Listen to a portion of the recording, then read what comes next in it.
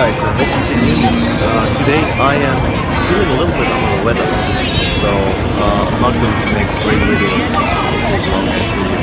Instead, because it's winter, and the only right thing to do in winter in Japan, when you're not feeling too well, is to go and eat ramen.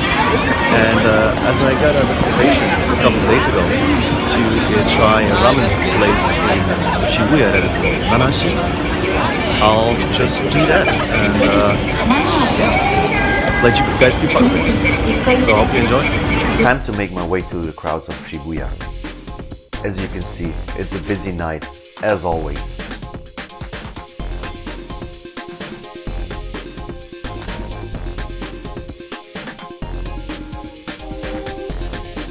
To be honest, tonight is not even a really busy night. Usually, if you go on the weekend, Shibuya is much more crowded. I went on a weekday, so I had really no problem to navigate through the madness.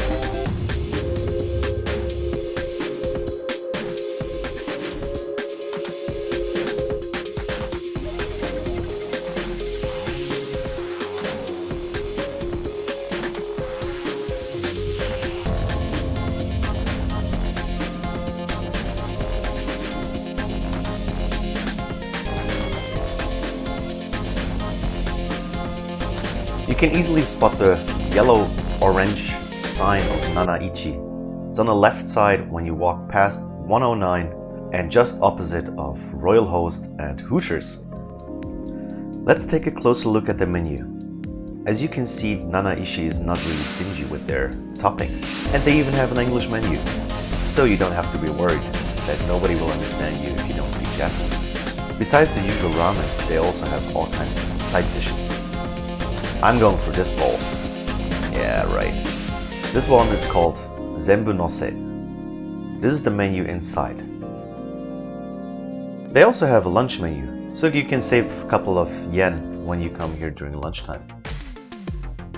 You've got a couple of additional toppings like white sesame, black pepper, and, well, the gyoza sauce you don't really put into your ramen. Additionally, they have fresh garlic that you can press by yourself into the ramen.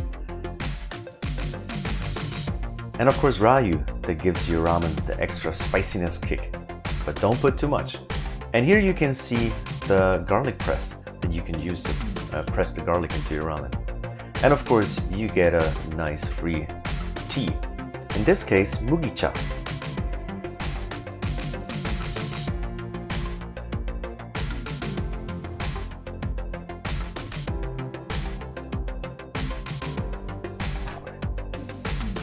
Let's take a closer look at the toppings. Doesn't that look beautiful? I just want to dig in.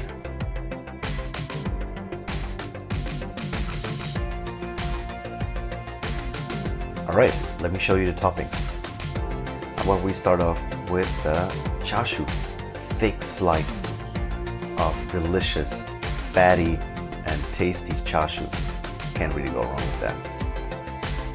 And then we have here slice of more like roast beef chashu. It's not as fatty, but definitely tasty. You can see the bamboo sprouts here. In the middle, the thinly sliced green onions. On the left you see the ajitama, the egg. And then let's take a look at those beautiful noodles. Nice, thick and chewy.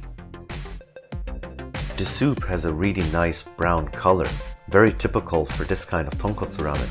All the fat is dissolved in broth and makes it really creamy and rich. Enough with the talking, let's start eating.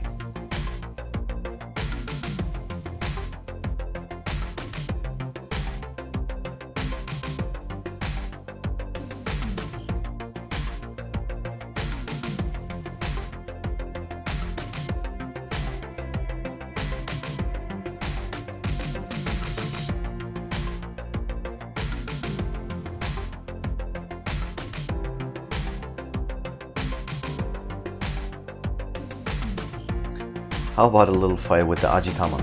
I just wanted to show you how smooth and silky it is on the inside, but that really didn't work out the way I wanted to. As you can see, unfortunately, it's half running out into my broth, which doesn't really impede the flavor that much.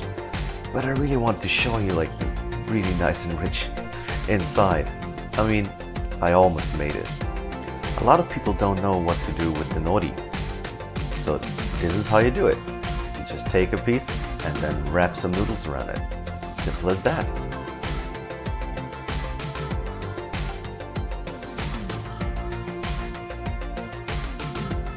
Now all that looks good, but let's hear it from the man himself. So the soup is really thick. Has a really strong flavor.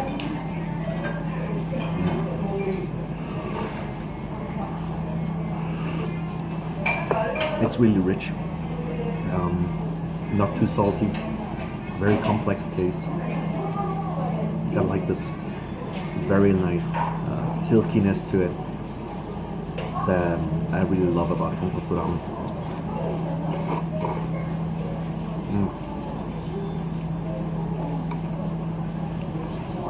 The noodles are a little bit like square spaghetti. They take up the flavor of the broth super nicely.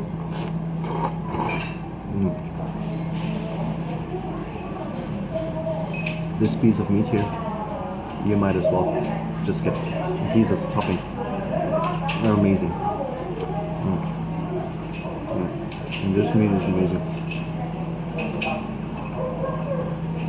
I think it's marinated in sweet soy sauce with honey. You can really taste the sweetness with the fattiness. It's just plain amazing. I haven't given this one a try.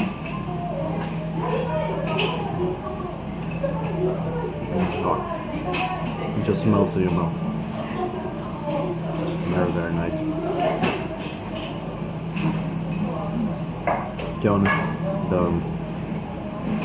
the overall mix, I would probably next time I would get some extra sliced onions, or like green onions, because they really add another element to the flavor here.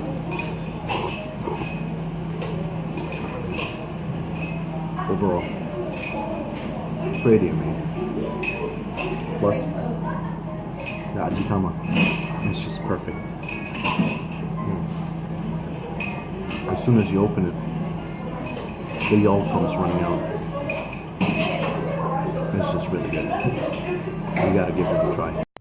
As it's a weekday and I have work tomorrow, I'm not going for the fresh garlic. But how about some ryu? Sometimes the ryu is really spicy, and I don't want to ruin my ramen.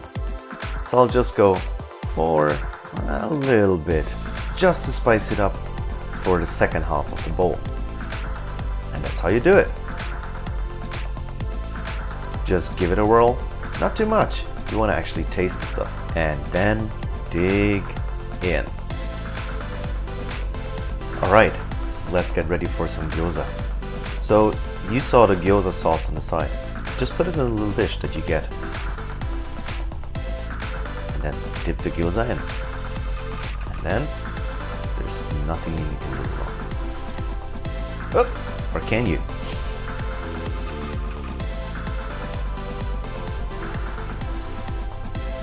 If you are a little bit worried about your chopstick eating skills, this is another method that you can use to eat your ramen. Put everything on a spoon and dip it in the broth. This way there's almost no risk of splashes on your shirt.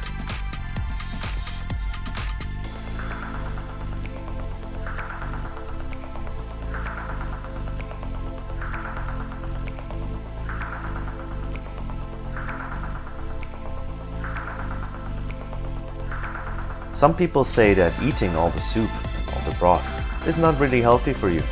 And that's probably true. But here, I just couldn't hold back. And if after some delicious ramen, you still have some appetite for some other activities, well, just look outside and a little bit to the right. Absolutely reasonable for such good ramen. So, I've been thinking, and I'm gonna give this place 8 out of 10. It's perfect for tourists, I would say. They have a very rich, very tasty, not overly complex tonkotsu ramen yeah, it's tourist friendly. It's very close to Shibuya Station actually. You can see almost all the way to Shibuya Station from here. So yeah, I definitely recommend a visit when you are here and you want some really good tonkotsu ramen really close to Shibuya Station. Thanks for watching and I'll see you in my next video.